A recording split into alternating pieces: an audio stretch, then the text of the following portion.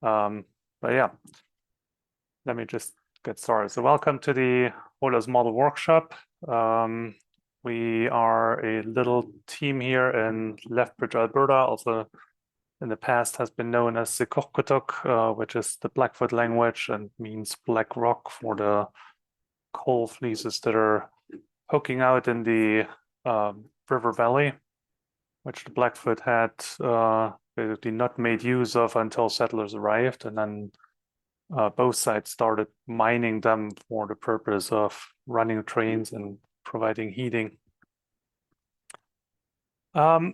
What is the holos model? The holos model is what we call a whole farm model to calculate greenhouse gas emissions from Canadian farms. So we're trying to make this model as applicable as possible across Canada for all the practices that farmers are doing. Now, this is, as you can imagine, quite complicated because farmers do a lot, but we're working on it. We developed the model after two guiding principles. One is transparency. So you will have, and this is already available right now, the algorithm documents where you find all the references for the equations in there. The model comes with quite a number of defaults because we basically are assuming that not everybody has all the data that the model requires or wants. So we give you a number of data that basically we assume are representative for Canadian conditions or even regional conditions. So you can run with those. And if you have time, you can try and find the numbers yourself that are farm specific. We also started about 2 years ago, continuing the development of holos on an open source, on a GitHub open source repository. This currently includes only the actual model, so basically the calculation core. The interface is not yet open source available, but we are planning to change that. So this presentation here is basically the presentation of version 4 as it's going to be in its final state. And the team will then continue in the next iteration or the next phase to work on an open source interface to make the holos model applicable or matching, working on Apple, Mac, iOS. And that will take us a bit of time, and then we'll continue basically then with, or in the same time, we'll look into continuing the scientific development of the model, but then feature additions to the model come after the open source inventory is completed. Our second guiding principle is the reliability. So as I already mentioned in the algorithm document, you have all the equations with the associated peer-reviewed publication that we got the number from, or the equation. So you can drill down where we got stuff from, how the scientists came up with this type of relationships or equations, calculation methods, and can therefore understand, say, how good or how lack of good it might be. We're also aligning as much as we can with the National Greenhouse Gas Inventory Report. So that said, we do use the calculation methods of the NIR, but there's a difference in how we apply it. In the inventory, it's basically aimed to calculate a average emission factor for an ecoregion. But in the holos model, we keep the calculation dynamic because we want to allow the user to explore the effect of management practices. So it does make a change then in the emission factor calculation, whether you conventionally till or no-till, for instance. This is our team, starting from the very left. Pamela Mantle is our data technician, and she's been over the past year working really hard on getting the model tested and making sure everything runs as expected. Next to it, and this will be your today's trainer, is Aaron McPherson. He's our software developer. So everything that you interact with on the screen when you run the holos model That's all Aaron's work in conjunction with the various co-op students that we had help out. And the current time, this is Hassan Afzal and Matthew Rosaki. Then next on the screen is Dr. Sarah Polk. She is also here today.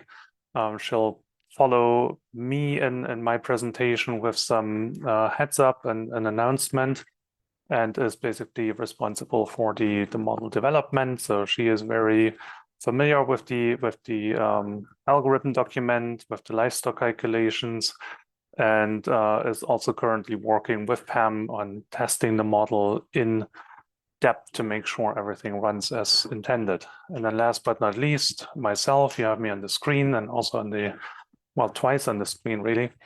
I'm the science lead of the model, so I do basically networking, collaboration, try to make sure that we have the money that we need, and help out with the calculations where I can, although sometimes I make more mistakes into the algorithm document than helping, I feel.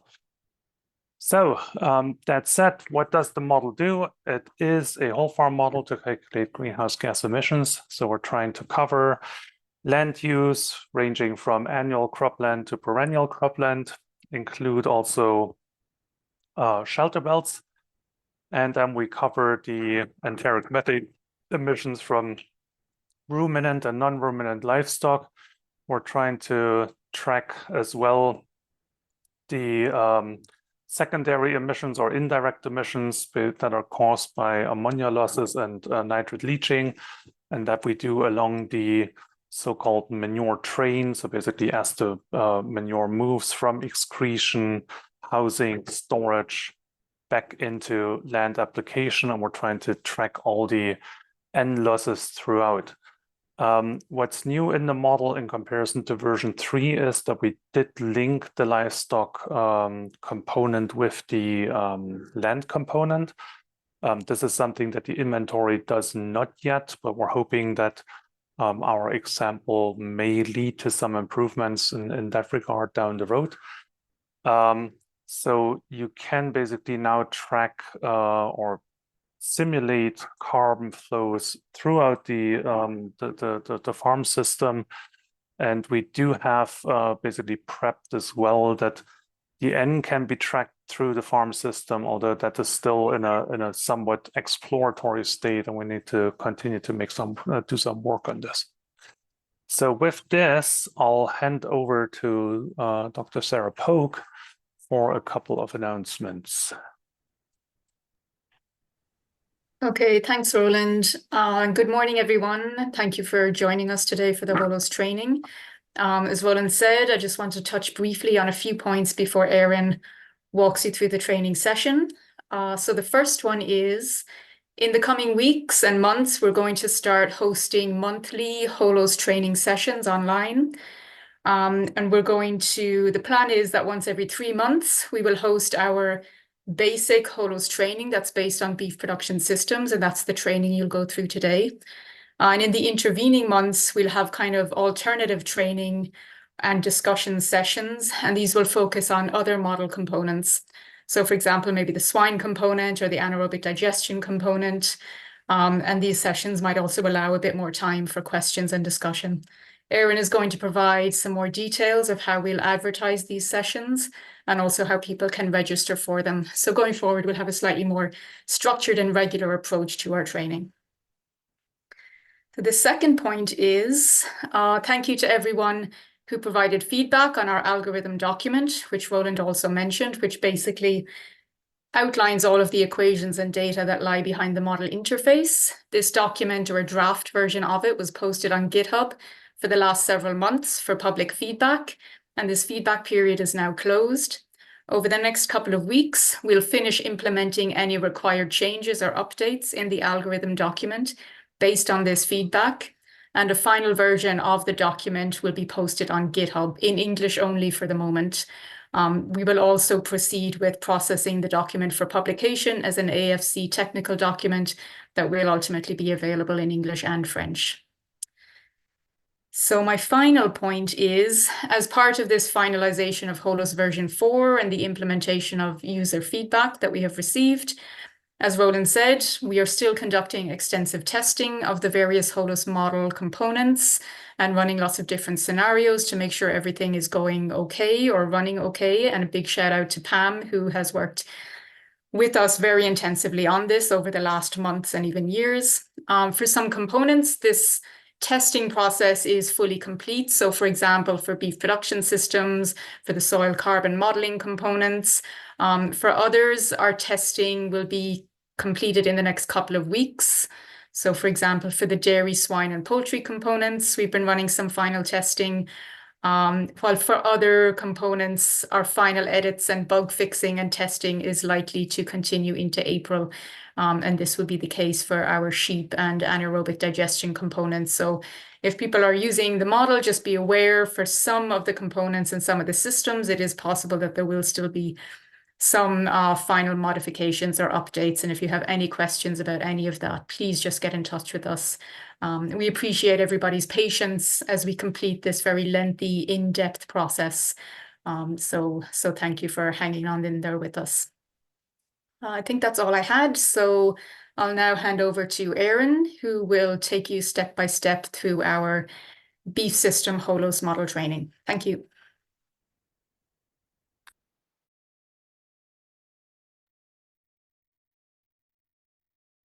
All right. Good morning, everybody. Can everybody see the screen and hear my voice? Good to go. Okay, great. All right. Yeah. So first of all, my name is Aaron McPherson. I'm the software developer for the holos project. And so I'll be leading the training today. But before we do that, I just wanted to take about 5 minutes or so to go through some quick announcements.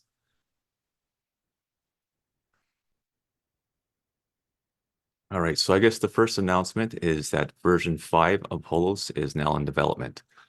So what we're seeing here now is a couple of preview screens from version 5, which is a prototype.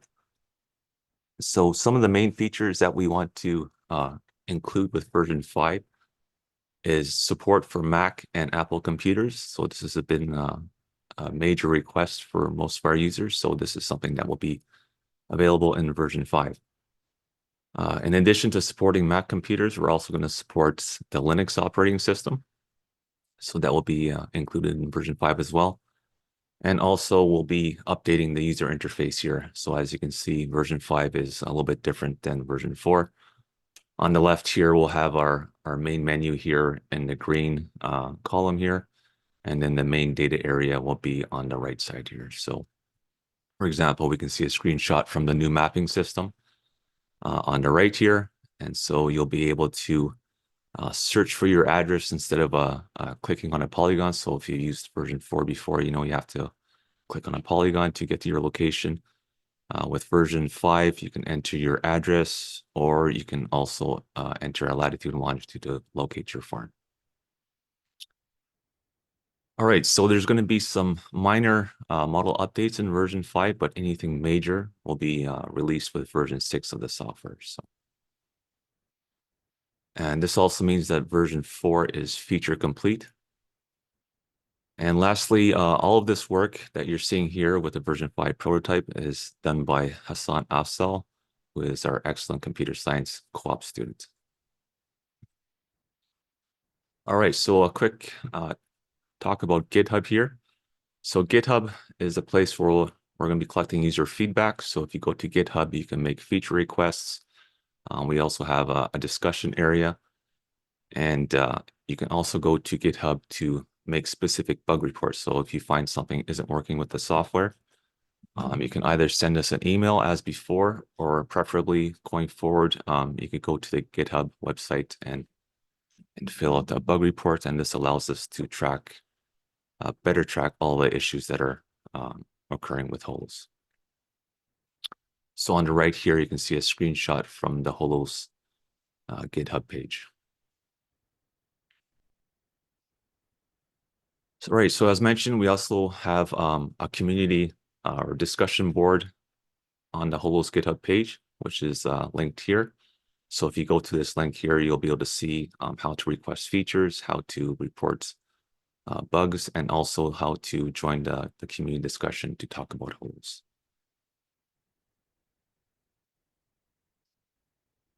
All right, so I'll just quickly go through the process of requesting a new feature. So once you're on the new feature page, there's a button in the upper right here called New Issue. So if you click that button, you'll be able to add an issue to our product backlog, which is basically a shopping list of things to do for the holos software. In this case, new features will be added either to version 5 or to version 6. And then once you click New Issue, you'll be given the opportunity to either report a bug, create a feature request, or make a code suggestion.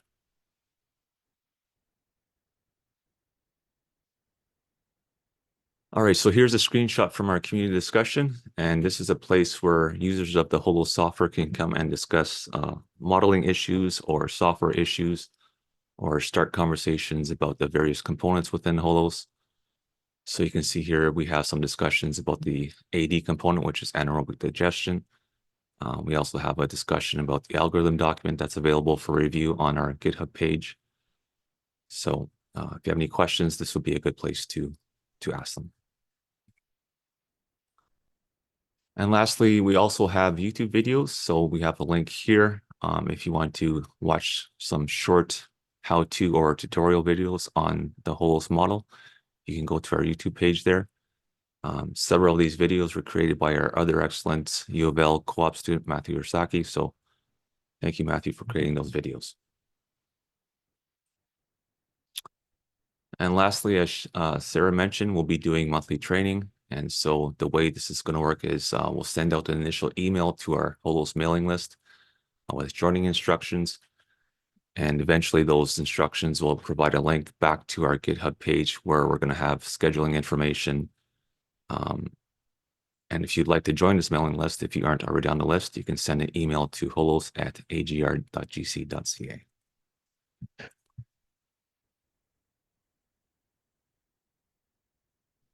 Okay, so now we're going to jump into the training here. So the format of the training, like last year, will be where I demonstrate holos and its features for about 5 or 10 minutes. And then I pause, I stop demonstrating, and then you'll take another 5 or 10 minutes to do the same thing in your installations of holos. All right, so getting started with holos, the first thing you want to do is either open an existing farm or create a new farm. So today we're going to be creating a new farm. And the first window that you're going to see in holos is a window asking you to provide a name for your farm. So we're going to call this holos test 2024. And you can optionally provide a comment if you like. Once you're happy with the name of your farm, you click OK. And here you can select your units of measurement. We're just going to leave it selected as metric for now.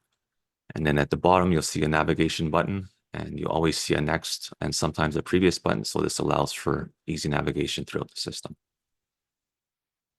All right, so our hypothetical farm is going to be located in Manitoba. So I'm going to select Manitoba in my drop-down list here.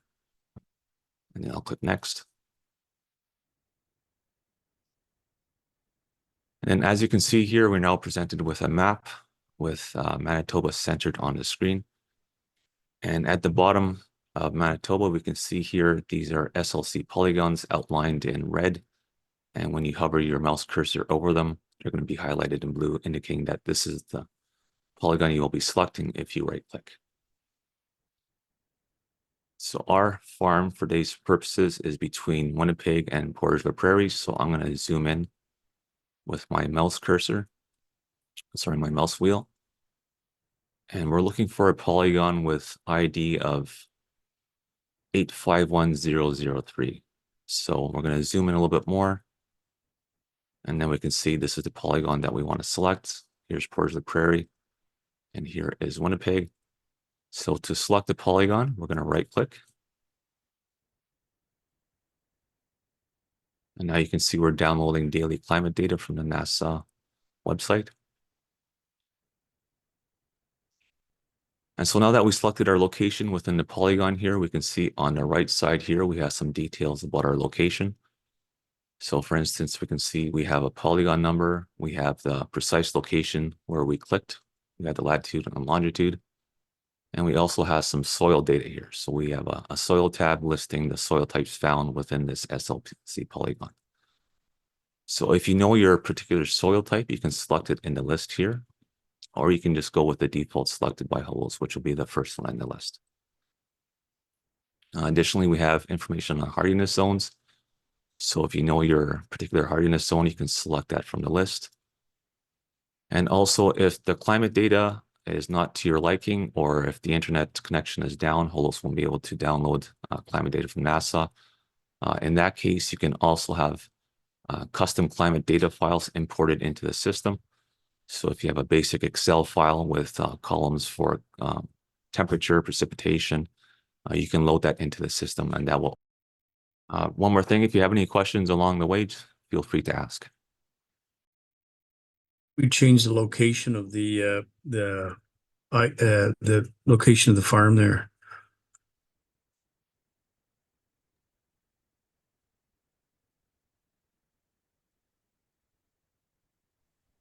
So the I farm, had put in the dot in the wrong place. It's in the right Okay. soil. Yeah, soil, but I that's just fine. need to So move that. when you right click to select the specific location, as long as it's in the same SLC polygon, you'll get the same soil data. We're just It's just the climate data that's going to be different sure thing. depending on where the marker is. Okay. All right. Does anybody need more time or ready to go? Okay, so now that we're on the map screen, we selected our farm's location. We have access to our soil data. We optionally uploaded our own custom data. We're ready to go to something called the component selection screen.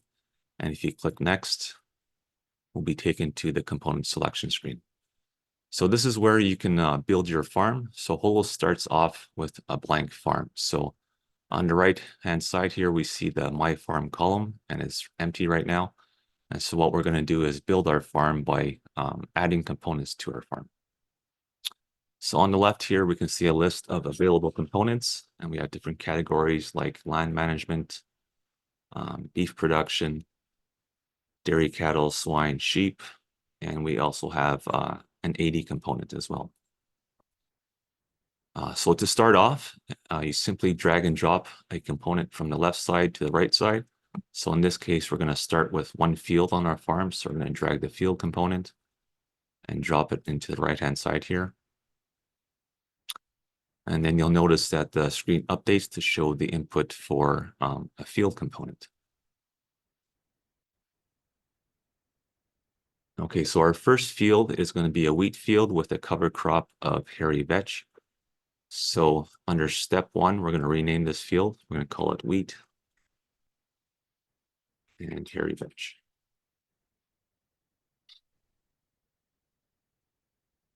And next we have the option of increasing the area. So we're going to do that now. We're going to change it to 18 hectares.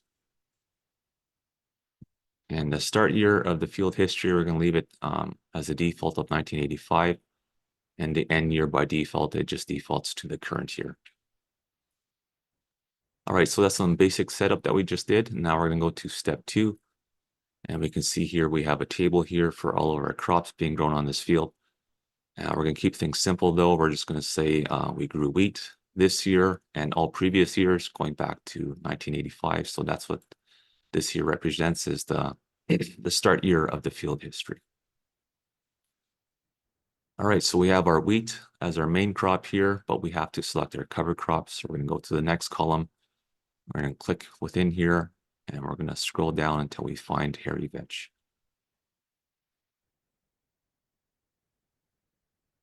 All right, so that's step 2 of setting up our field. And now we're going to go down to step 3 and adjust our management for this field. So by default, holos will suggest a yield for your particular crop and your location, but you can always change the defaults at any time. So that's what we're going to do here. We're going to change the yield to 3,000 kilograms of dry matter, of wet weights, and then holos is going to calculate the dry matter based on the moisture content here and your entered wet weight. So we have 2,640 kilograms of dry matter. We're going to leave the tillage type as reduced, but you can select intensive or no tillage for the field. We'll leave the harvest method as cash crop, but we're going to change the irrigation here from 80.78 millimeters per hectare to 200.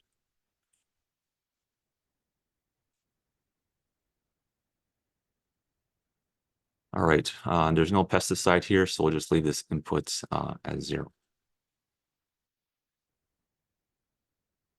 So this is the general tab under step 3, but as you can see, we have a number of other tabs for the various management settings of the field. So next we're going to go to the fertilizer tab. And here you can enter your fertilizer information. So we're going to add one fertilizer application, and we click this button to do that. And you'll see here we have one application with this season of application being spring by default. And here the user can select the blend of the fertilizer. By default, it's urea, but you can scroll through the list and choose your particular fertilizer. And then the application rates will be a calculation based on the entered value for the yield here. So this is just a default suggested rate. You're obviously free to go in there and change it to any value you like. If you would like to see additional information for your fertilizer applications, there's a show additional information section up here. If you click yes, you'll be able to see the details of your particular fertilizer blend. You can see the breakdown for nitrogen, sulfur, the fertilizer efficiency. And then if you have more than one application on your field, you'll be able to see the total nitrogen applied to your field across all the different fertilizer applications. And here we just see a message saying that this application rate is based on the yield that was entered on the previous tab. Okay, so that's how you add a field to the farm. That was our first field. We're going to add a second field. So we're going to drag another field component over. And this time we're going to be adding a native grassland. So we're going to start with step 1, and you're going to change the default name to native grassland. And this field is going to be a little bit bigger, so we're going to change the total area to 100 hectares. And then again, we'll just leave the default start year and the end year. But under step 2, we're going to have to change the crop type from the default of wheat to a perennial. So we're going to scroll down to our list of perennials. And then we're going to select rangeland native.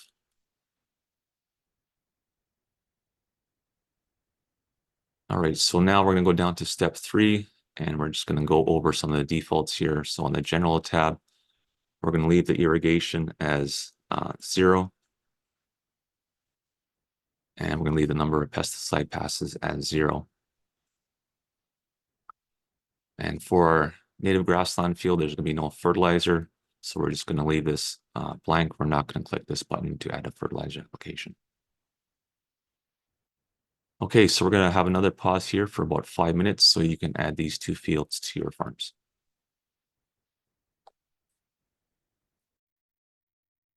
Okay, so once you're done with this section, I think we'll take our first 5-minute bio break. But if you had any questions, feel free to ask.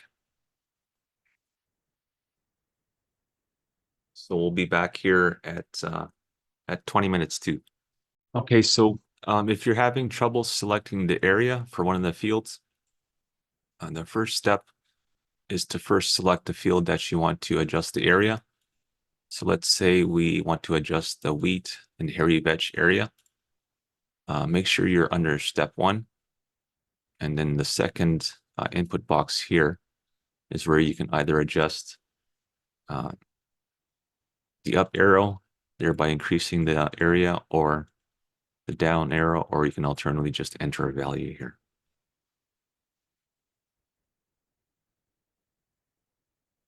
So for anybody having that issue, please let me know if that fixed it for you. All right, so we'll keep going here. So we just added 2 fields to our farm. We added a native grassland field and a wheat and hairy veg field. So we have a perennial and an annual added to our farms. This is one way of adding fields or crops to your farm by adding individual field components as we did here. But there's a second option to do the same thing. You can use something called the crop rotation components. So we're going to drag and drop one crop rotation component here. And we're going to use this to describe a crop rotation on our farm. All right, so you can see it's starting to get a little bit crowded here on the screen. So to save some horizontal space on the screen, we can go to the View menu, and we can select this option here called Hide List of Available Components.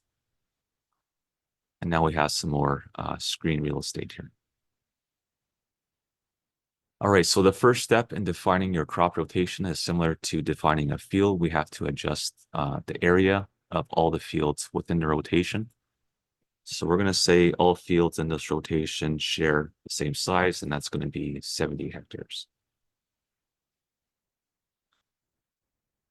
And so for this rotation, it's going to be barley followed by 2 years of grasses. So under step 2 here, our first thing to do is change the crop type from wheat in 2024 to barley. So we're going to find barley. All right, so as you can see here under step 2, we selected barley, and Holos has done something for us. It's created a field on our behalf here, and we can see that the field is growing barley in 2024. But since this is a 3-crop rotation with 2 more years of grasses, we have to, under step 2, click this Add Crop button here. And so again, Holos has added a second field, which represents the second field in the rotation, and placed the second field here in 2023. So under the crop type, we're going to change the crop type from wheat to a perennial. And we're going to select tame mixed. So again, over here, we have 2 fields. In 2024, in one field, we have barley. And in the previous year, we have our grass. And then in the second field, you can see the rotation has been shifted. So we start in 2024 with the perennial, followed by 2023, which is going to barley. So since this is a 3-crop rotation, our final task is to click the Add Crop button one more time. And now you can see we have 3 entries representing 3 crops, or a 3-crop rotation over 3 fields. So we're going to select 2022, and we're going to change this crop type from wheat to tame mixed. And now if you look at the list here, you can see we have our 3-crop rotation. We have barley, followed by 2 years of perennials. Or sorry, grasses. And if you look over here, we can see that we have 3 fields. And if you look at the details here, you can see that the crops are rotated over the 3 fields over the 3 different years.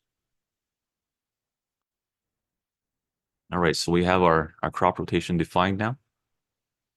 And we're going to adjust some management for these fields now. And we're going to go to step 3.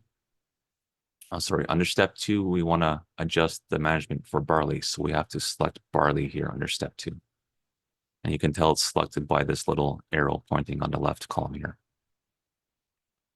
So for step 3, we're going to say we had harvests of 3,000 kilograms per hectare wet weight for the barley.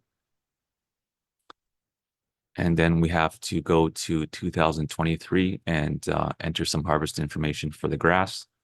So we're going to select this row here. And then under step 3, we're going to go to the harvest tab. So in 2023, we're going to tell Holos we had a harvest. So we're going to click the Add Harvest Date button. And we're just going to leave some defaults here. So the default date is fine. So August 31st is fine. And we can select the growth stage if we want. We can select it as mid. And here we have to say how many bales we harvested. So let's say we had 5 bales each with a weight of 500 kilograms. And if you want, you can adjust the moisture content, but the default will suffice for today. Okay, so we have to do the same thing for our last crop or our last year. For the grass, we're going to go to the harvest tab, and we're going to enter the same harvest information. We're just going to change the growth stage to mid. It's going to be the same harvest, so it's going to be 5 bales at 500 kilograms each.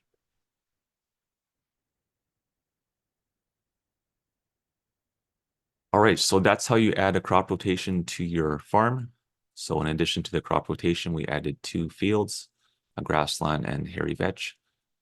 But now we're going to go back to the view menu and we're going to show our list of available components.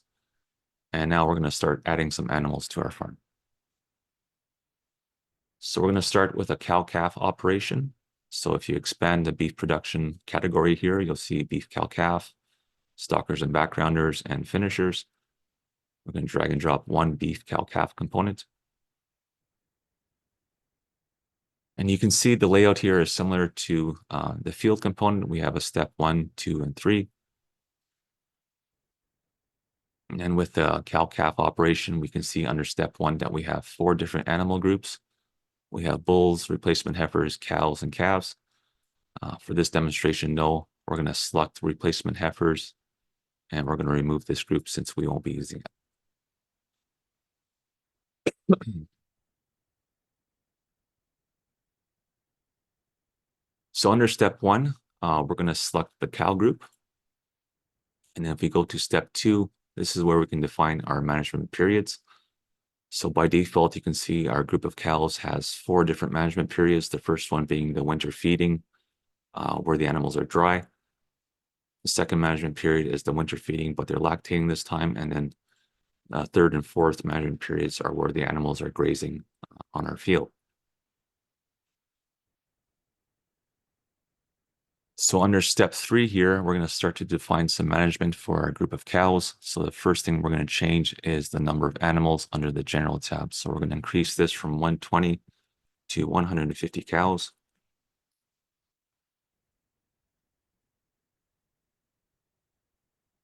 And then we're going to keep the remaining inputs as their default here. So start weight and end weight will be 610 kilograms and milk production will be 8 kilograms per day. So next we're going to move on to the diet tab. And here is where you can select various diets for your animals. So holos has a number of defaults here. So we have low energy protein, slow growth diet, and some grain-based diet. And additionally, we have diet additives that you can select here. So if you go to that list, you can select an additive.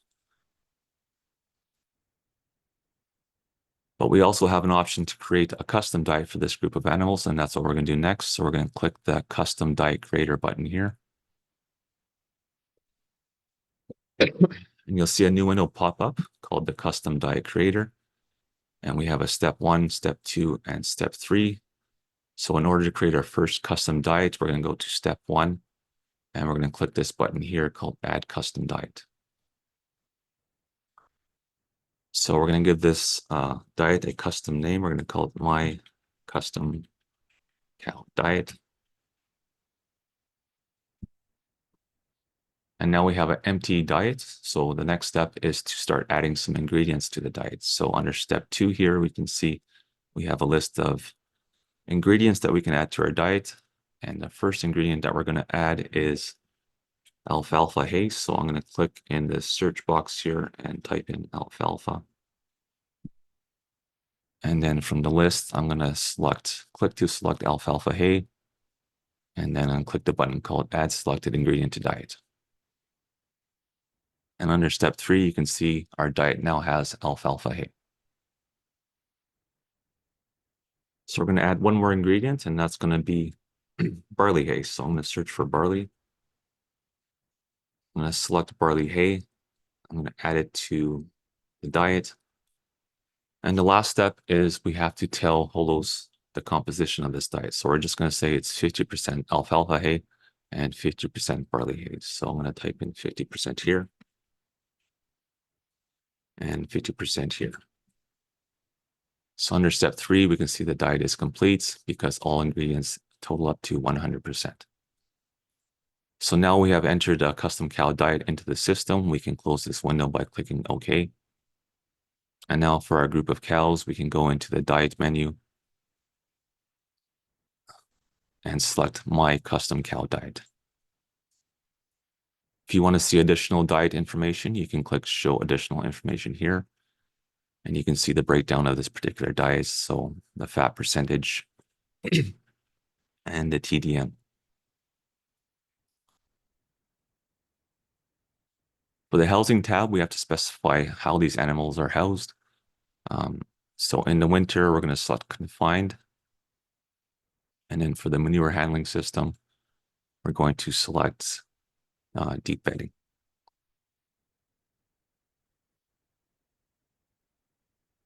All right, so that's how you define the management for a group of animals, in this case, the cows, and the management for one of the management periods. So let's go back to the summer grazing management period, and we're going to make some similar changes here. So we're going to go from 120 cows to 150. And then for the diets, we're going to select high energy protein. And then for the housing, we're going to go and put these animals on pasture. So we're going to leave this pasture range paddock selected as the housing type. When the animals are on pasture, though, you have to tell holos which pasture the animals are on. So we're going to go to pasture location, and we're going to put these animals on the native grassland. And then next, we're going to go to the manure tab, and we're going to make sure that the manure handling system is selected as pasture range and paddock. Okay, so that's the management for the cows. Next, we're going to go to step 1 and select our group of bulls. We're not going to make too many changes here. We're just going to come down to step number 3, and we're going to change the number of bulls from 4. We'll change it to 6. And so we have to do that for each of the management periods under step 2 for our group of bulls. So we're going to select the second management period, which is summer grazing, change that to 6. And then lastly, for our last management period, change the number of bulls to 6.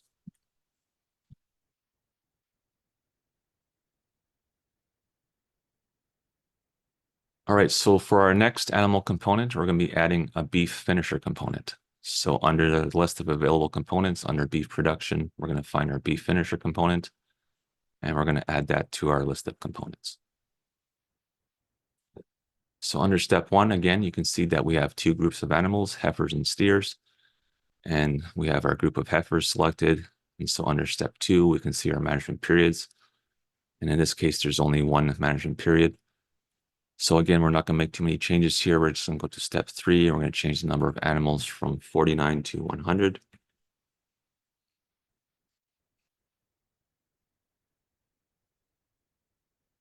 And we're also going to update the daily gain for these animals from 1.66 kilograms per day to 1.2.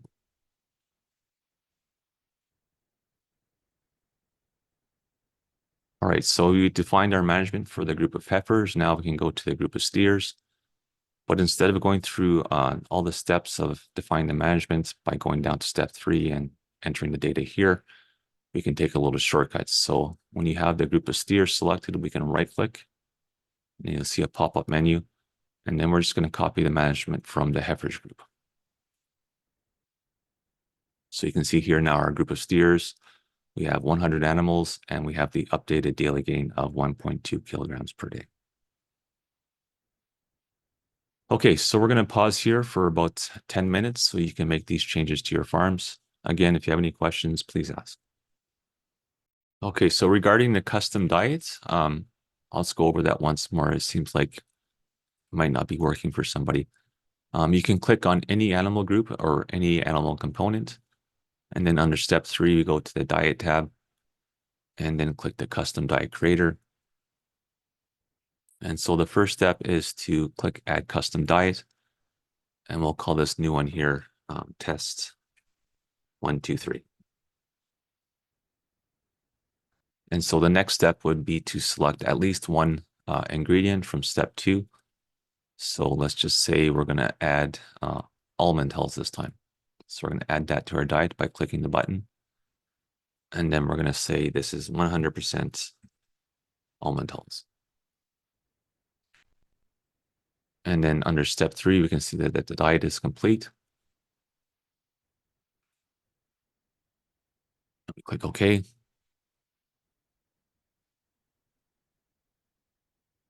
And then if you scroll to the top there, usually it's right at the top of the list. You'll be able to select your custom diet. So if anybody's still having issues, please let me know.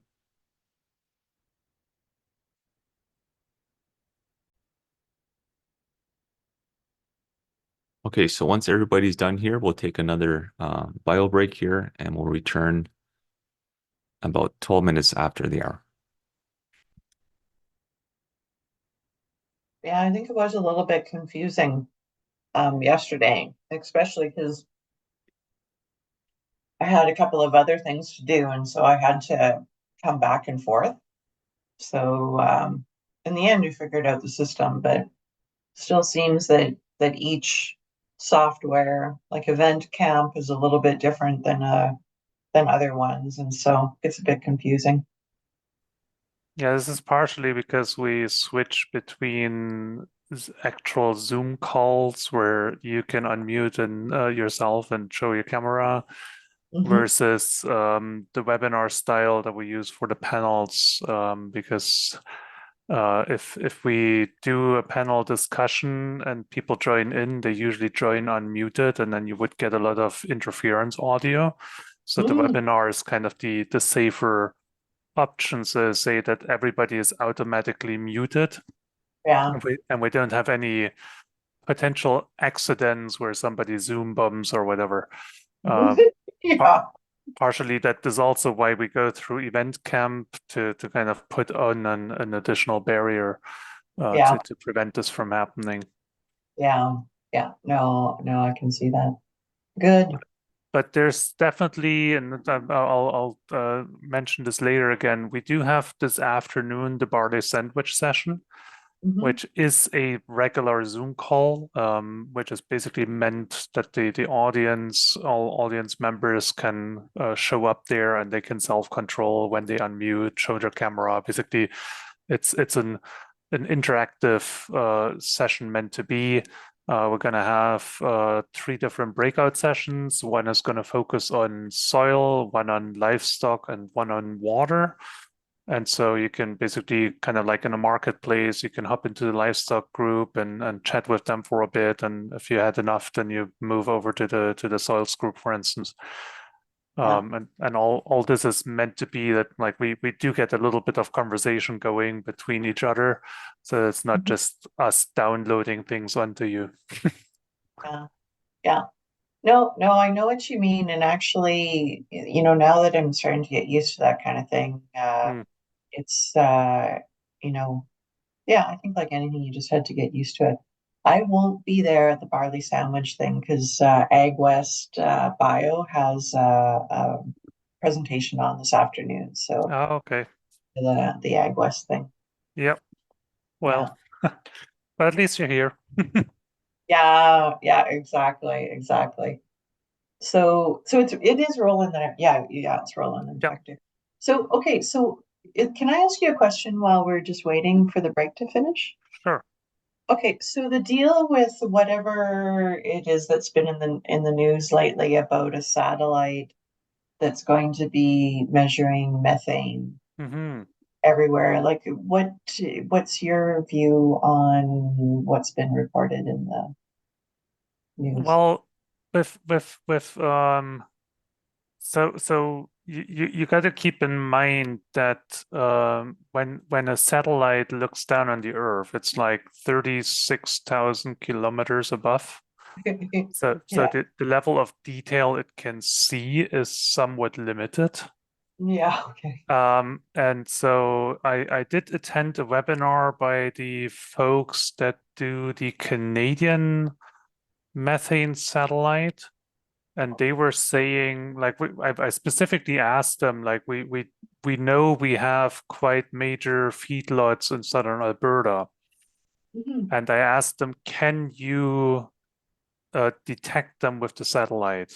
And the response was the methane concentration is not high enough. Okay, thanks for that. Yeah. So that said, they do capture basically oil wells and methane emissions from the oil industry. And so you can imagine, so say if an oil well has more methane output than a major feedlot, gives you a bit of an idea of like the magnitudes of emissions that are taking place there. Yeah. So partially the attempt basically of the satellite was to get a better picture of where methane and major methane sources are. Yeah. This is also with respect to basically the feared thawing of the permafrost in the north and subsequent potential massive methane bursts basically from the permafrost areas.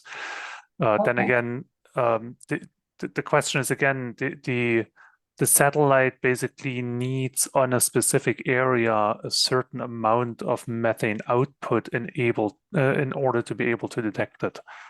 Mhm. So longer term, lower level of emissions, the satellite is less capable of capturing than high intensity bursts, so to say. Okay. Okay. Thanks. That's a really good perspective. I mean, I've only heard more just the radio interviews. I think the guy was I actually think he was on CBC Cross Country Checkup this weekend. And he was talking about that it's something to just help the major changes that are Yep. going on, but then to get down to the practicalities of Western Canada, what can they see, what can't they see?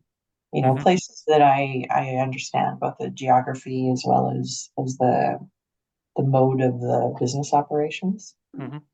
Yeah, I mean, that always is a completely different thing. So Yeah, and that again, like this looking like how far up you are, mhm, even like with the highest capable cameras and so on, there's a limitation on how much detail you can see. yeah, yeah, So those will likely improve over time, but I mean, like getting a satellite up takes a decade in itself. yeah, yeah, yeah. Good, good. How long is the break going until Roland? I think we should be continuing pretty soon. Okay. I'm going to just turn off my camera. I'm going to go get a cup of tea, okay? Well, if you can mute yourself, because Aaron is coming back on the camera, so I think he's ready to continue. Okay, talk to you later. Yep, Bye-bye. bye. So we'll continue on now. So at this point, we have set up our farm. We started with a blank farm with no components. And now we have 3 land management components. We have 1 crop rotation, 2 fields, and 2 animal components. So if you're happy with the setup of your farm, if you've added all the components that you want to add to your farm, you've adjusted the management for the fields and for the animals to your liking, we can now proceed to see some results. We do that by clicking the next button. And here we're brought to something called the timeline screen. And if you look at the numbers here, it's broken up into 3 areas. So we have a step 1, a step 2, and then basically a step 3 down here. So basically what this is a representation, a visual representation of the timeline for all of your fields. So if we scroll down here, just keep things simple, we can see our wheat and hairy vetch annual field here represented as this bar here. And the start of the bar represents the year 1985, and the end of the bar represents 2024. So basically, by default, holos just assumes that for each field, the cropping system or the crops that you entered, you did that same kind of management going back to the beginning of time. In this case, the beginning of time means 1985. But what this screen is useful for is allowing you to change the management for each or for any one of these fields by either adding a historical period of management or even a future or projected period of management. So what we're going to do here is instead of having one field, in this case, crop rotation number 1, field number 3, instead of having this barley grass rotation going back to 1985, we're going to say that for this field, we had a continuous wheat period going from 1985 to 1995. And so the way we do that first is by selecting the field that we want to edit. So I want to edit this field, and if you click on it, you can activate the field, and it's activated when you see this blue highlight here. All right, so the first thing we want to do if we want to add a new period from 1985 to 1995 is to, under step 2, click the Add Historical Production System button. And now you'll see on this timeline here for this field, we have a new period of time that spans from 1985 to 1990. But we want to adjust the end year for this period to be 1995. So we're going to select it. Let's scroll back up. And then we're going to adjust the end year. So you can see here in this table, this period of time is selected in this table here. So we have a start year and an end year. So we're going to increase this end year to 1995.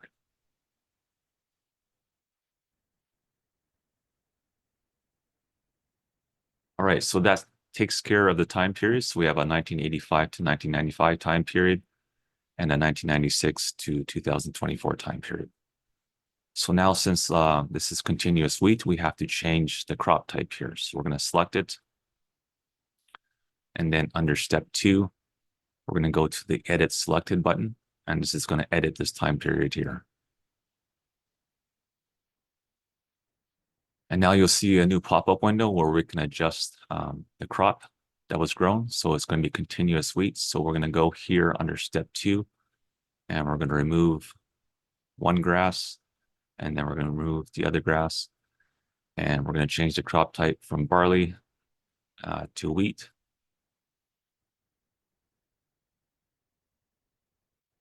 And then we're going to go down here and click OK. And now we can see here that from 1985 to 1995, this field had a period of time where it was growing continuous wheat. And then we switched in 1996 to our 3-crop rotation, which was the barley, and followed by 2 years of mixed grass. So that's just a historical production system, but you can also, as I mentioned, add a projected production system. So you can go into the future and play a little bit of what if, I added oats or something in the future. How would that affect my carbon, soil carbon levels? So that's what you can do on this screen here. So we're going to pause here for just a short period of time for about 3 minutes, so you can add this historical production period to one of your fields.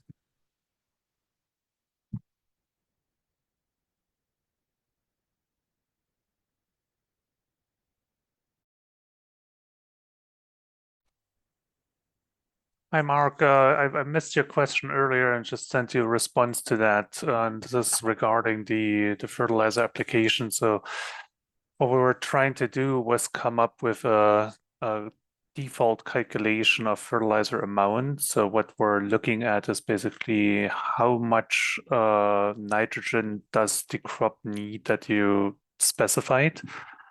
And then on the basis of that, the fertilizer is calculated, but we include in that the idea that not all of the fertilizer actually ends up in the crop. So that's basically what this efficiency is trying to represent.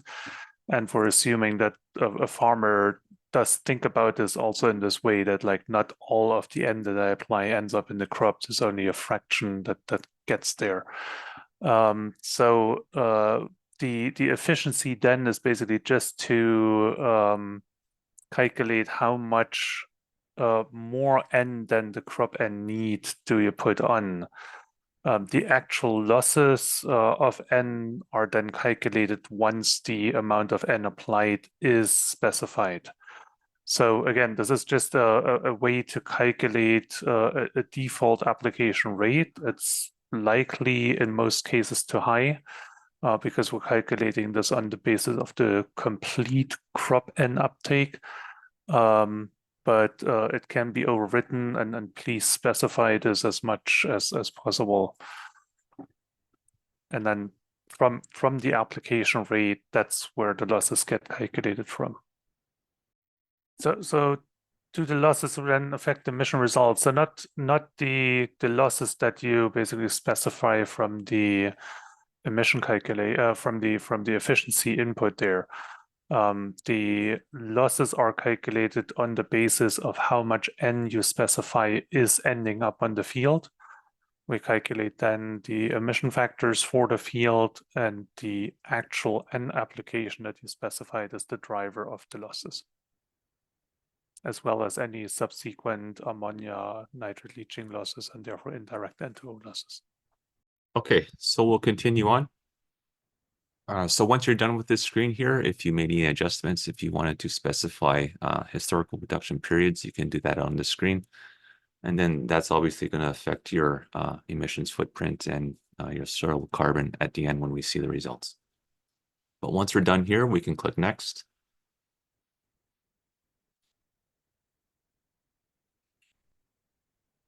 And then we're brought to the details screen here. So if you'll recall at the beginning when we added our fields, we specified a start year for all of our fields to be 1985 and an end year of 2024. So you can see here that holos has sort of done the hard work for you by back populating the history for all of your fields going back to 1985. And so this is important for the carbon models, because the carbon models need to know how much yield or harvest or inputs were put into the field here. And we can see here for all of our fields, holos has used a default yield for each individual year and for each individual field. So we realize most producers won't have this kind of yield data going back to 1985. And so we try to make things easier for the user by using this default yield data. So by default, we get our values from something called small area database, but you also have the option of either manually changing these yields if you have recorded yields for some of your fields. You can do that manually by going to each individual cell and changing the value, or you can go to this yield assignment method here. And you can use an input file, which is just a basic Excel file, which would have the name of your field and a column for the year, and then another column for the yield. And then you can import that into the system, and then holos is going to use that as the default input for your yields. So let's just say that we did record our yields in 1986 for our wheat field, and we know that it wasn't 2,000 kilograms per hectare, it was actually 3,000. So we can change that here. And also we can see the carbon inputs, or actually the inputs going into the field that are used by the soil C models. So if we expand this left-hand side here, we see a menu here with the different columns that we can display. And let's select the above ground carbon input. So I'm going to close this. And here you can see the yield and the associated above ground carbon input. So let's say I made another adjustment for my wheat field in 1987. That was a rather good year. Instead of 2,300, I had 10,000 kilograms per hectare. So when I change that to be this rather large yield, you can see that the above ground carbon input has changed. And then again, this is what the soil carbon models will use here, is this column here, in addition to a number of other fields. All right, so we'll pause here for about 2 minutes, just so you can change some of these yields here and see how it affects the above ground carbon inputs. Hi, Aaron. I don't know if you saw, but a couple of people are just asking you to go back over how you view the above ground carbon inputs. Thanks. Yep. So by default, this screen will just show the yield column. We hide most of the columns by default because for some users, it's just too much information. But if you are interested in seeing those additional columns, you can go to the far left here And if you tilt your head a little bit, you can see the enable columns button here. And if you click that, it's going to expand. We call this a little drawer here. So the drawer comes out, and then you can select the additional columns that you want. So we selected above ground carbon inputs, but you can also select below ground. If you had manure applications or digestate applications from our AD system, you could select those. And once you're happy with the columns that you selected, you can close the drawer by clicking the button again. And then you'll see the columns appear to the right of the yield column.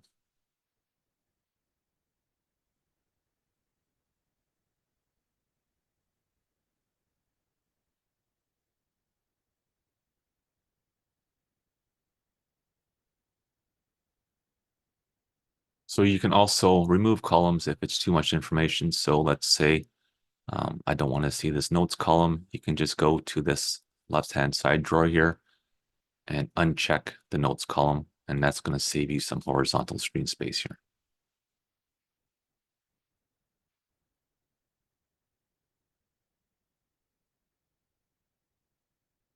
And one last little tip for this grid here, it sort of acts like an Excel spreadsheet in that you can filter out results if you want to drill down. So let's say that I want to adjust the yield for 1990 for all of my fields. So one way to do that is to scroll through the entire list here and find the 1990 year. But if you go to the year column header here, you can see there's a little funnel. If you click on that funnel, you can select the years that you want to focus on. In this case, it's 1990.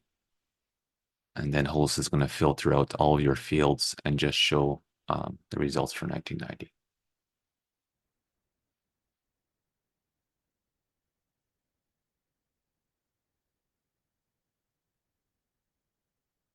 Okay, so at this point, we're done setting up our farms. We went to the component selection screen. We added our fields and our animals.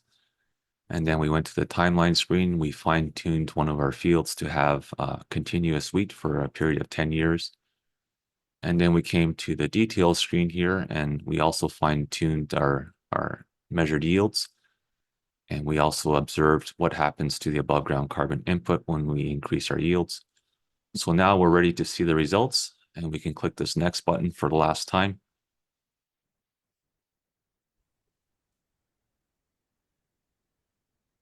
And then we're brought to the whole results screen. So at first here, you'll see something called the detailed emissions report. So by default, this is the emissions report that you're going to see when you get to the screen here. Holos shows multiple reports or several reports, and they're all tabbed here. So you can see here, if you go to the left, we have different types of reports. But for the detailed emissions report, this is something that you can use basically every time you run holos. And it's going to give you a breakdown of all the components on your farm. So if you go to the left here, we can see we have a column for the farm name. And so the reason we have a column for the farm name is you can compare and contrast multiple farms within your system on this screen here. So let's say I had a second farm, I could add that to my report, and then you would see the two different farm names here. And let's say you had two wheat and hairy veg fields with slightly different management practices. You can compare and contrast the emissions between those two fields. By default, you're going to see an annual report here. So for the entire year, you'll see the emissions for all the components. So for the crops, we can see here we have our native grassland, our wheat and hairy veg, and then our crop rotation. And then for our animals down here, we can see we have our beef finisher component. And so the next column is going to tell you specifically which source the emissions are coming from. So we have a source of our barley field, and we have sources from the heifers and the steers. And then next, we start getting into the specific emissions. So we have enteric methane, manure methane, direct and indirect N2O, and some energy calculations. So for example, with our beef finisher components, the heifers group in particular emitted just over 49,000 kilograms of CO2 equivalents.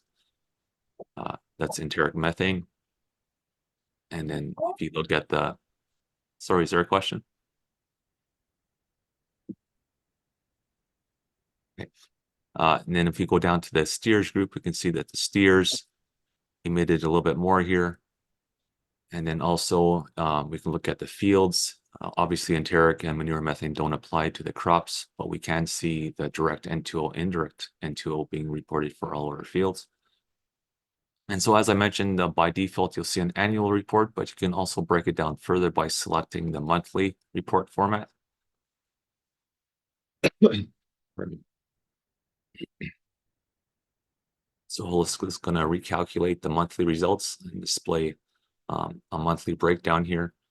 So if we scroll down to our animals, we can, pardon me, we can see a monthly breakdown for our beef finisher components. So we have heifers going from January to July. And then for each month, we can see the emission breakdown for enteric methane, manure methane, and energy emissions.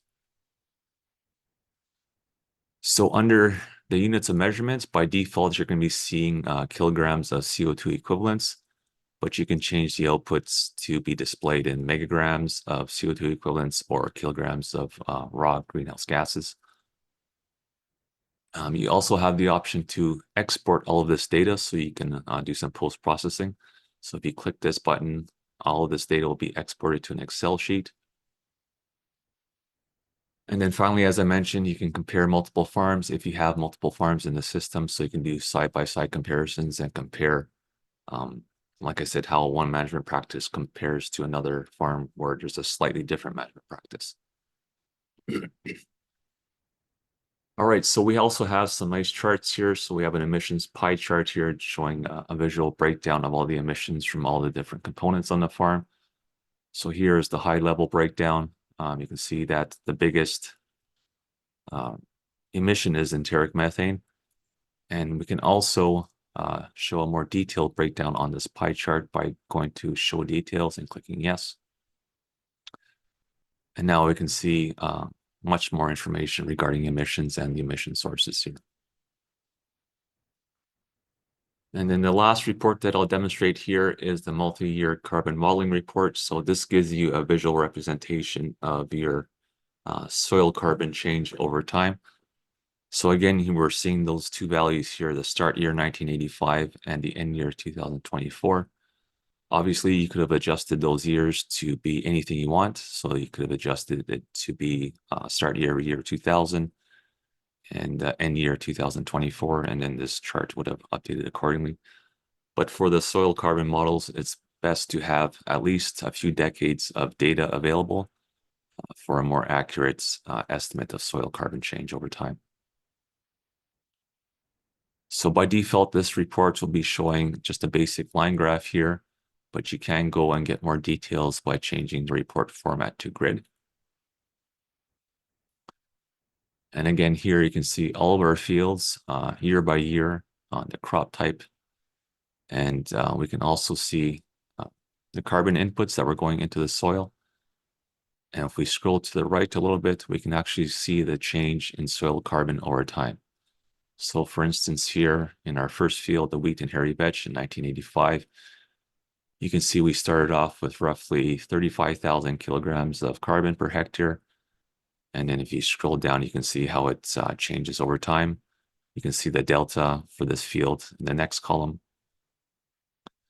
If you're interested in N2O emissions, you can scroll to the right a little bit more. And then we have outputs for N2O direct for our fields.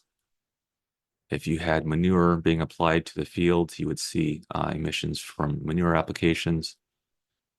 If we scroll a little bit further to the right, we can see indirect emissions.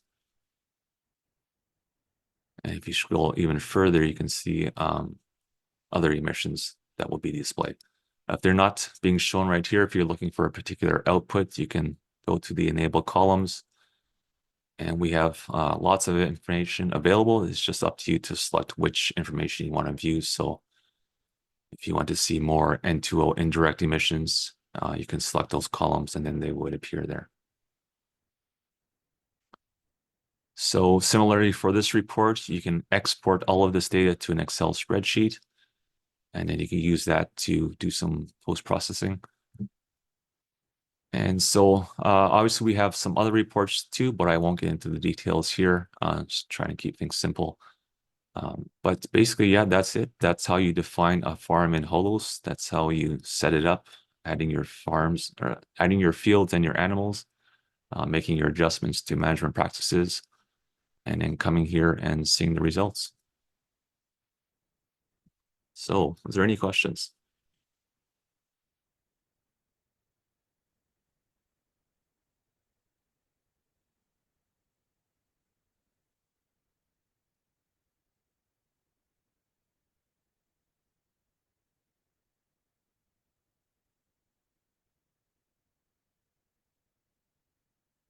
There's no questions. We assume that we did a perfect job and nothing needs to change. Just quick question Sure. from Brandon, Mohammed from Brandon Research and Development Center. Hi. Hi. You focus mainly on nitrogen and animal production. How about maybe I missed it? Maybe how about the fuel, the emission and energy from the fuel used for the field operation, field activities? Do you also have in the holos, for the farm, how much of the emission from the fuel use, machinery use? Of course, machinery is not much, but from mainly fuel after nitrogen, fuel is the main cause of the emission. So. Yeah, so we do account for some fuel usage. So we have simple calculations for CO2 emissions from fuel use, and we have emissions from application of fertilizer. Sarah has done an excellent job of listing all the equations that are in the model. And if you have the opportunity to view that document, you'll see that we do have calculations for fuel use. Thank you.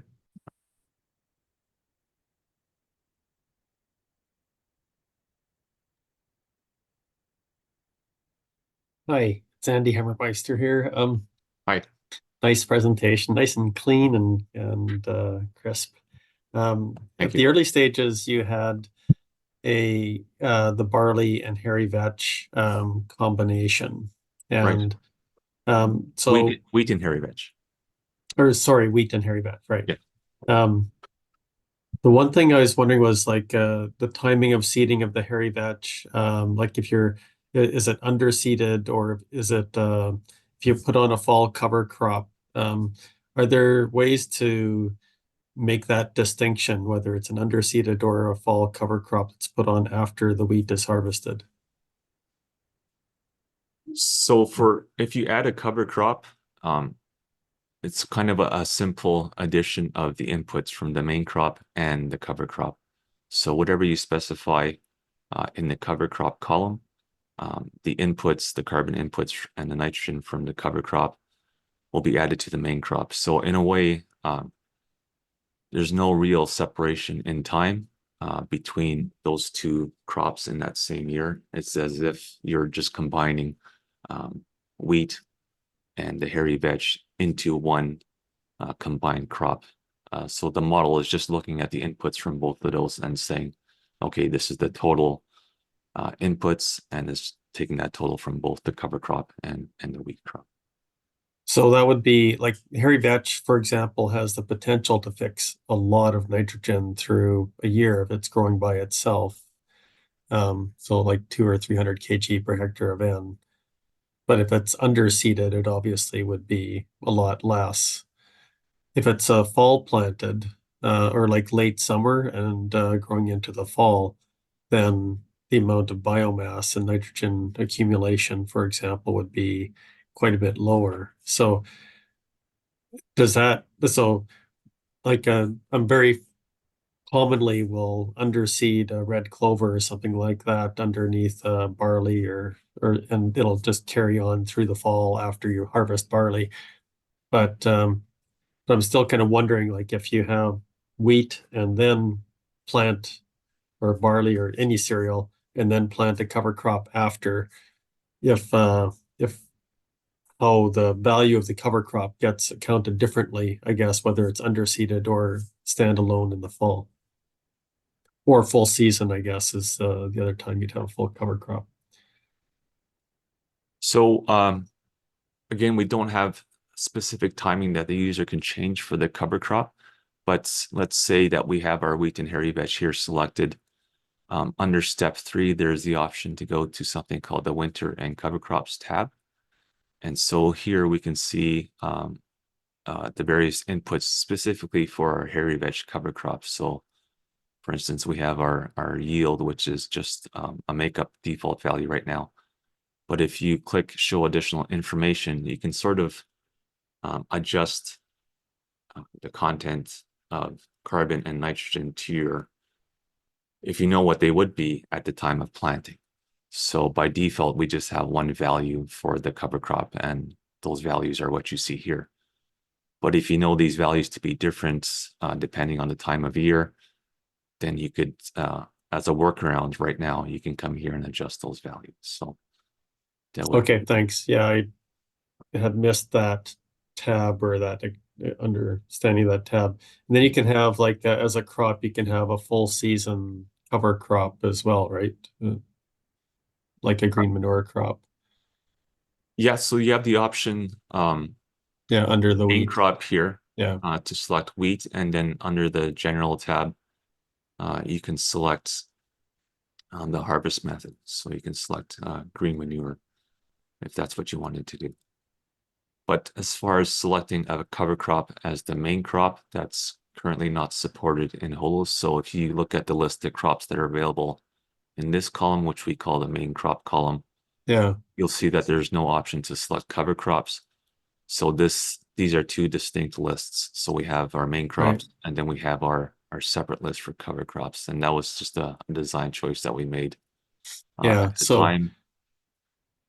yeah, for organic operators who use a full season cover crop, or other operators who might as well, then they wouldn't be able to enter a full season hairy vetch production system. Is That's that right. something that could be added into the model?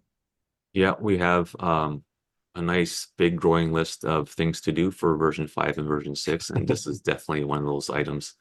Okay, There will be big changes in future versions of holos. great.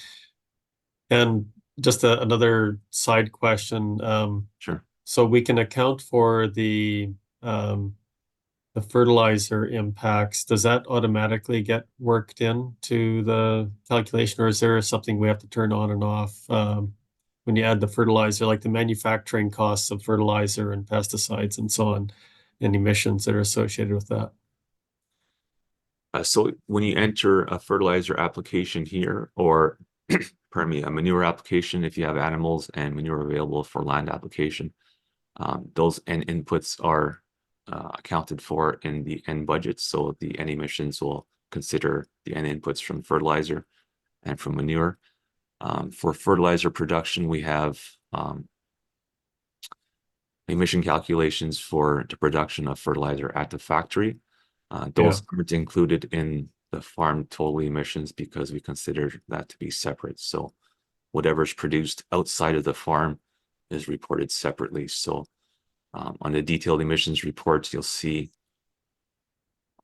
2 columns for energy CO2. One column is for the energy CO2 emissions from the farm. So that's electricity for the barns, emissions from fertilizer application. And that would be this column here. So if you hover your mouse cursor over the header here, you can see a little tooltip about what it includes. And then our second column here for energy emission is called the upstream CO2 emissions. And this is strictly for anything that happens outside of the farm. So that would be fertilizer production. And so this value isn't or shouldn't be included in your total farm emissions.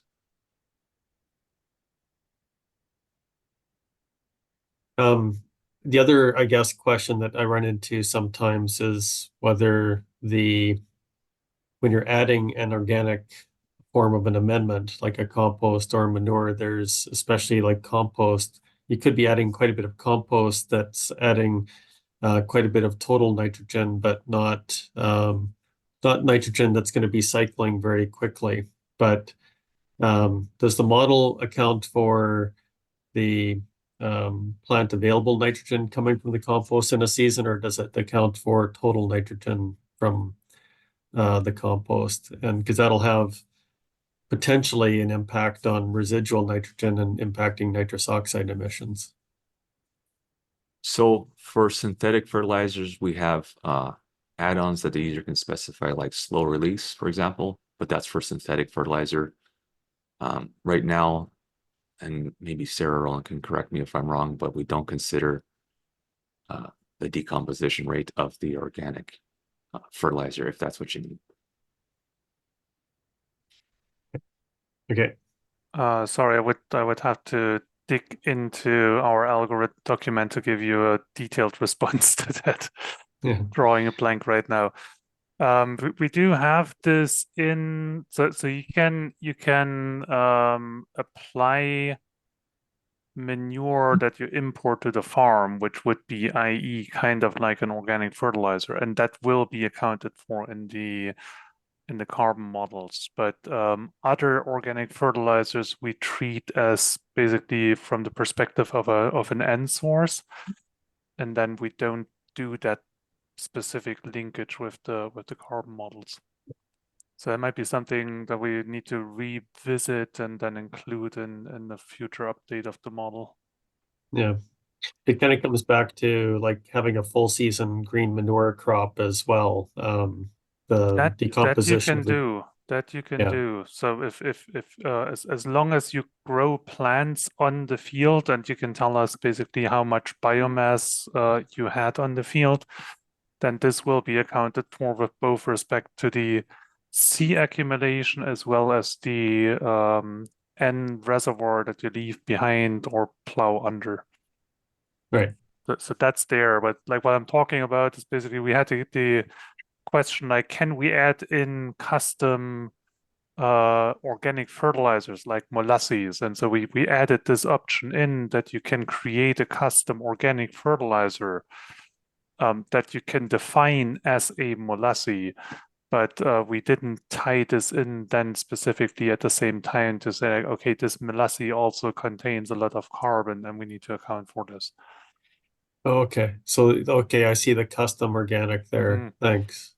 So that's something, if you're interested, we can certainly start working on expanding this list. So basically here the point being is in the NIR calculation, a synthetic fertilizer has a higher nitrous oxide emission factor than an organic one. And this is, in my understanding, tied to the point that a synthetic fertilizer is basically mostly reactive nitrogen, and an organic fertilizer is an organic compound that includes nitrogen that then first has to decompose, which is why the N is not as readily available. We have no information in Canadian literature about like types of organic fertilizers. So that's why we only have like a custom organic fertilizer. So you have the option to build your own. But we don't have any data sources to come up with kind of default organic fertilizer types. So we certainly would be interested if you have numbers and ideas about this to get something going. The more transparent, the better. Yeah, sounds good. I'm sure we do have data from various organic nutrient sources in terms of nutrient supply rates and things like that. And so we can perhaps look at compiling information. I saw Ruth Knight was commenting as well from Ontario. And so we can see if we can pull together some data that could support the holos. Yep, and we can maybe start off with a call, because I think several items that you would deem as a way to get fertility into an organic system, the model already covers. but they're not necessarily listed here under the fertilizer management. So you would basically run this under the cover crops, or basically the main crops that you do. And then the question, the crop setup has a harvest method that says green manure. So basically the intention there is that all of the biomass is retained on the field. You can grow legumes and basically then adjust your Okay. adjust your N fertilization in subsequent years, depending on how much N you assume is left behind by the legume that you grew in the previous year. So Okay. there's ways to do this in the model, Yeah. even though they're probably not if you approach this from a like, I'm an organic farmer and I would like to see my option catalog listed in the model, they're not like apparent and front up. Yeah. No, I see that, and I hadn't noticed the green manure option there before, so that helps as well. So if you have a wheat vetch combination, then and if it's being used as a green manure, then that would account for it. But then there wouldn't be the cash crop coming off of it. Yeah. Okay. So sounds good. Thank you very much And for answering my you can questions. still, if you do a cash crop, you still have the opportunity to go into the residue tab and then define how you deal with the residue amount. So say there's like product returned to the soil is basically your harvest loss of the grain that you harvested. Straw returned is then basically what do you do with the above ground biomass? Do you leave it all behind? And then roots returned to soil is 100% for most crops, except the root crops where you pull exactly those out. Okay. Very helpful. Thank you very much. You're welcome.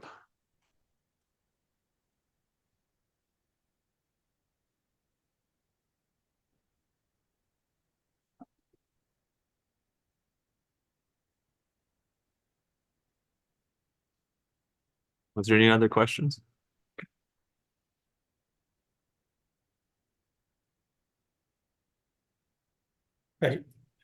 Actually, one more question. I have to go for another meeting at 11 o'clock, but maybe I missed it, Ronald. In your fertilizer section, do you differentiate between different type of fertilizer, like the enhanced efficiency fertilizer in terms of emission compared to conventional urea, and That's where you use the how? additive drop-down menu. Please note though that the emission factor reductions for controlled release, nitrification inhibitor, urease inhibitor, and the combination of both is still preliminary. So this is something that we base on the work that our colleagues did with the sustainability metrics group. And they've done a lit research and came up with kind of ideas of what the reduction effect of those practices of these additives might be. But we're not yet at a state where this is at a level of quality that it could go straight into the national inventory. So we do need more measurement data to understand better how these additives work and what management you need to make them work in the expected way. Thank you. Yoko. Hi, thank you for taking my questions. So I'm really fascinated by the box at the bottom of the results page that says, that lists the uncertainty coming from different categories. And I'm wondering, would those numbers be different depending on the time periods looked at, or Nope. where my farm is, or my soil type? Nope. They are based on expert opinion. And Okay. basically is the question, so for instance, with respect to the enteric methane emissions, we worked with our AFC measurement experts to ask them, based on their expertise on measuring enteric methane and the calculations that we use, how accurate do they expect the equations to be? And that's where the 20% comes from. with respect to enteric methane, there has some work been done to compare basically, and this is by Pablo Escobar Bahamondes in working with Dr. Karen Boscheman to look at global data sets of enteric methane measurements and then using IPCC tier 2 methodologies and other equations. And so that verified that the uncertainty that we had as expert opinion as 20% is actually pretty spot on. For direct and indirect N2O, partially why the uncertainties are so high is because we have not done the same type of work just yet. Okay. And it's really tricky to do that. Because we're closing in on the end of the hour, Aaron, could you stop sharing your screen and allow Ron to pull up the QR code for the crop advisor education credits? And I just want to quickly let folks know that the next stop of the conference is the Ted Poyser lecture by Dr. or Professor Melissa Arcand. And we're going to have to switch the Zoom call because this is hosted from the University of Manitoba directly. Ron, do you have the Zoom link for the Ted Poyser lecture handy that you can put in the chat? Last but not least, I wanted to re-mention the Barley sandwich session tonight or this afternoon, straight after the water panel. We would love to see you there and have a chat with you.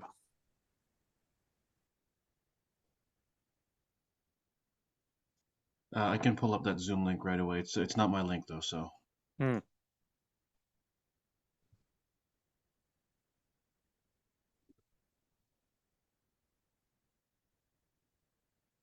So yeah, just keep in mind the Ted Poyser lecture. You can go through the event camp page to get straight to there, or we'll put it in the chat here, so you get to there from here. From the Ted Poyser lecture, you have to come back to the event camp page to come back to the student video competition.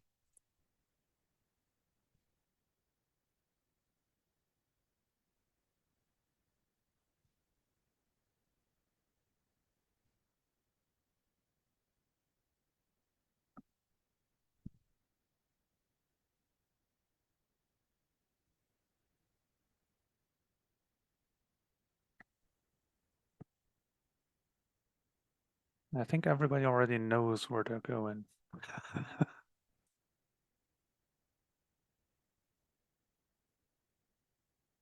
Glenn, if you can, make use of the discussion board on the GitHub repository and let us know about your ideas. We can definitely add them to the to-do list, and we might be back to bug you with questions on how exactly you would see this implemented.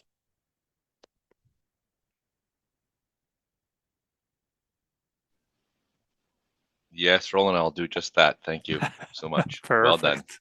It's pretty chatty out there. Yeah.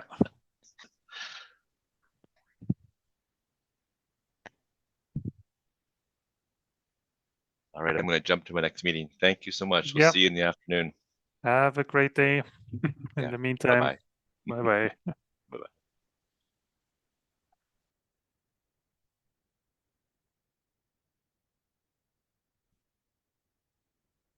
And I'm gonna jump off as well because I wanna hear Melissa's talk. So see you all later.